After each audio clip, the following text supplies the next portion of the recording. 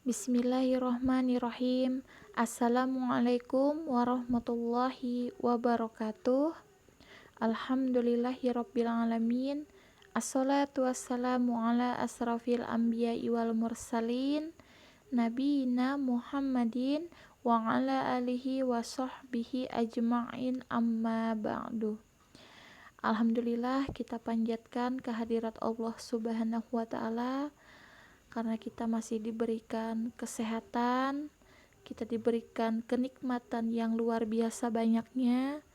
Kita wajib mensyukuri atas karunia dan nikmat yang telah Allah berikan kepada kita semua, ya.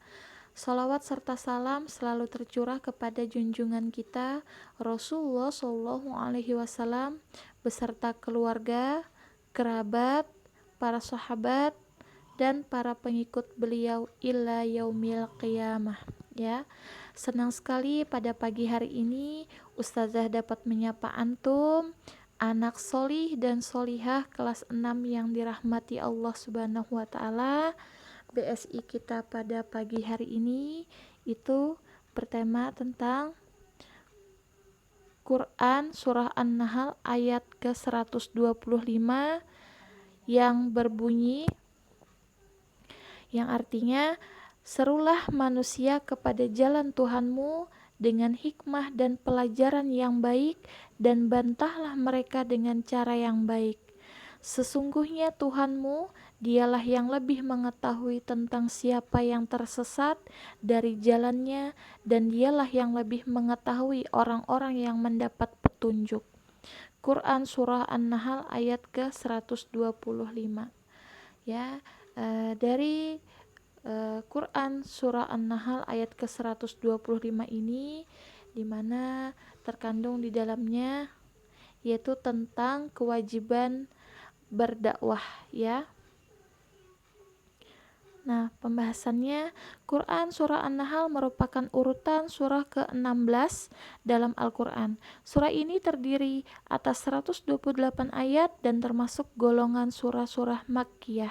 Surat ini dinamakan An-Nahl yang berarti lebah karena di dalamnya terdapat firman Allah Subhanahu wa taala ayat ke-68 yang artinya, dan Tuhanmu mewahyukan kepada lebah. Lebah adalah makhluk Allah yang banyak memberi manfaat dan kenikmatan kepada manusia, ya. Makna yang terkandung dalam Quran Surah An-Nahl ayat ke-125, di mana Allah Subhanahu wa taala memberikan petunjuk-petunjuk kepada Rasulnya tentang bagaimana cara mengajak manusia ke jalan Allah. Yang dimaksud jalan Allah di sini adalah agama Allah, yakni syariat Islam yang diturunkan kepada Nabi Muhammad Shallallahu Alaihi Wasallam. Nah, Rasulullah Shallallahu Alaihi Wasallam sangat berhasil, ya, dalam berdakwah. Beliau dapat menyampaikan pesan yang tepat kepada orang yang tepat dengan cara yang tepat dan pada waktu yang tepat, ya. Dari semua perjuangan beliau untuk menyebarkan agama Islam, mendakwahkan agama Islam, ya, di seluruh penjuru dunia dengan liku-liku yang tidak mudah, ya teman-teman. Namun baginda Rasulullah SAW tetap berdakwah di atas kerasnya penindasan kaum-kaum pada waktu itu. Nah, di sini metode dakwah, ya, memahami dari isi kandungan Quran Surah An-Nahl ayat ke-125. Dalam bahasa Al-Quran, metode yang tepat itu adalah bil hikmah wal mau'izhah al-hasanah, yang difirmankan oleh Allah Subhanahu wa taala dalam Quran Surah An-Nahl ayat ke-125, di mana ada beberapa metode dakwah yang dijelaskan oleh ayat tersebut, yakni yang pertama adalah metode bil hikmah, artinya bin nasal wal akli, yaitu menggunakan nas dan akal, ya, di mana dakwah tetap mengacu kepada Al-Quran dan Sunnah, tapi menggunakan akal dalam menentukan pemilihan terhadap nas mana yang akan disampaikan lebih dahulu. Kemudian yang kedua itu adalah metode ma'widhah hasanah, yaitu berdakwah dengan nasihat-nasihat yang baik yang diungkapkan dengan bahasa yang mudah difahami. Kemudian yang ketiga itu adalah metode debat, di mana metode ini dilakukan terutama ya khusus bagi kalangan intelektual atau orang yang terdidik atau orang yang berpikir secara logis begitu. Tujuannya adalah menjelaskan kebenaran dan mencari kebenaran berdasarkan tuntunan Allah Subhanahu wa taala. Di mana ayat ini juga menegaskan tentang orang yang enggan menerima seruan dakwah disebut sebagai orang yang tersesat dari jalan kebenaran Allah Subhanahu wa taala. Nah, untuk itu yang perlu diperhatikan dalam tahapan dakwah, misalnya sebagian ahli membagi 5 tahapan ya.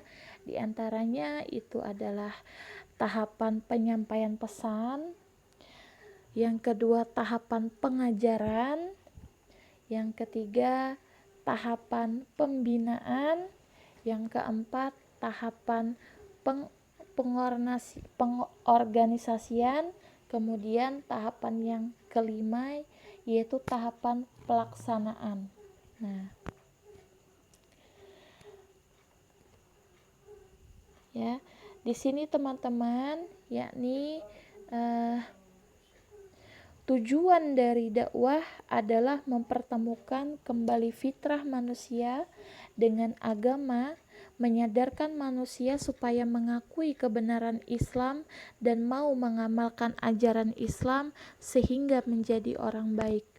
Yakni menjadikan orang itu baik berarti telah menyelamatkan orang itu dari kesesatan, kesia-siaan yang merugi ya.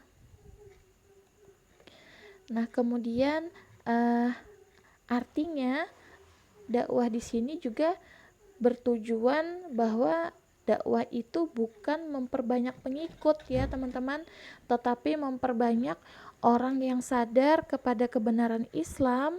Masyarakat atau dunia akan menjadi semakin baik dan semakin tentram. Oleh karena itu, dakwah harus dilandasi cinta, kasih pada sesama untuk menyelamatkan manusia dari kesesatan dan penderitaan.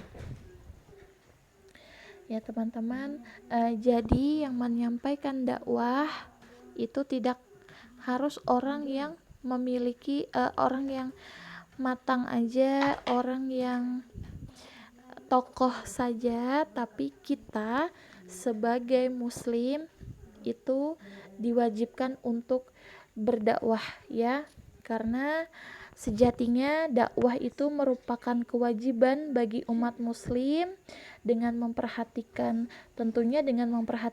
objek, sasaran dakwah, pelaku dakwah yaitu tujuannya, kemudian materi yang akan disampaikan ketika kita berdakwah, dan juga kemudian media dakwahnya dan juga sasarannya.